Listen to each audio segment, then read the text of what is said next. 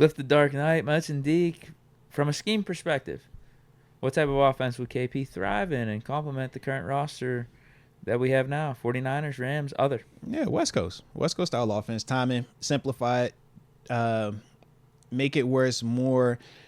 This system is going to naturally create opportunities for you. Doesn't necessarily open up a lot of opportunities for playmaking, but I'm okay with that. Very similar to, like you said, when you watch even Brock Purdy to an extent, it's a lot of system, but he does have some ability to play make. I think that could be a similar case for Kenny. I think that probably will be better for him versus, some of these other style of offenses where it is more so let the quarterback just be the best player out there and everything runs through him. Right now, because Kenny is still trying to get more consistent and figure it out, it's not necessarily a bad thing. We're just saying give him more structure. We talked about in the past where guys like Seven didn't need structure, but Seven is a different type of player, right? Antonio Brown doesn't need as much structure, but that's a different type of player. With this offense, they're younger. They're not as proven. So that definitely could work. And I think that's also why when you hear Coach T say he wants a guy that's done this at this level and is a little bit more proven, that's a part of it. He's kind of identifying, look, man, we don't have a dude that you can just put out there and say the variables don't matter, just go be great.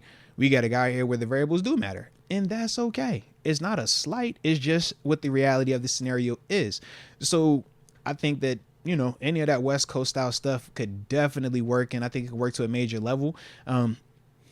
And like I said, the other reason why I know when I had recommended Joe Brady, who's not West Coast style, the reason I did was more so because of the heavy run and play action pass element. And I think that's something that Kenny could thrive in also, just based on how Mason was finishing the season and how the running game was looking with some of the bigger 12 and 13 personnel groupings. They were doing a lot of that up there in Buffalo as well. And I just think that's something that could carry over if we were going to go with that approach. But those are kind of the scheme things that I think of when I think Kenny right now, because technically he is QB1 based on what Coach T said. So I would just think of what is going to simplify this thing for him where he just has easy reads. And then as he continues to grow and develop, well, then you expand it. But I don't think it's a pissing contest where you're like, bro, he's got to be able to do this because that quarterback does it. It's like, bro, we ain't trying to keep it with that.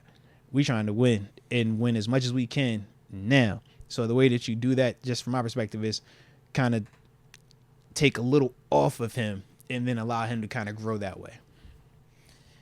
Whatever he ran his senior year in Pitt. See, that's why I think it's the disconnect, because that's more of be the playmaker. And we've already seen that. He's getting the ball out quick.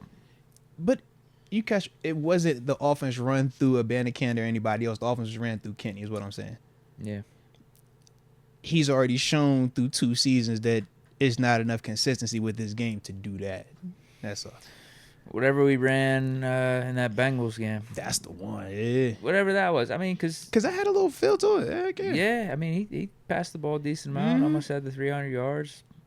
But he looked confident. It's like he knew where he was going with his read. We said that was one where he was really attacking, moved middle of the field, and it was like, yo, whatever the convo is, it just looked simplified. And we said we felt like at times with Canada, he had the full gamut to read.